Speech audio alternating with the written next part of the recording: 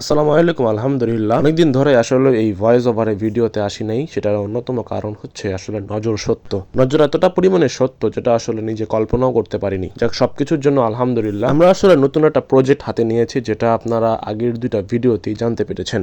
এই যে টিনগুলো দেখতেছেন এবং মাটিগুলো দেখতেছেন, এই ফুল জায়গাটাতে আমরা একটা শেড তৈরি করেছি এবং এই শেডটা তৈরি করতে আমরা কত কি খরচ করেছি সবকিছু আপনাদেরকে পুঙ্খানুপুঙ্খভাবে আমরা দেখিয়ে দিব, যাতে আপনাদের একটা শেড তৈরি করতে কোনো উপকার হ্যাসেল হতে না হয় এবং সঠিক তথ্যটা যেন আপনারা পেয়ে থাকেন। প্রথমেই এই বড় টিনগুলো আমরা খুলে অর্ধেক করে নিয়েছিলাম, কারণ আমাদের যতটুকু জায়গা ততটুকুই আমরা টিনগুলোকে খুলে ফেলেছি এবং জায়গাটা খুব সুন্দরভাবে পরিষ্কার করে নিয়েছি। আর এদিকে এলাকার ভাই ব্রাদাররা তারা খেলতেছিল, ভাবলাম তাদেরও একটা ক্লিপ নিয়ে রাখি।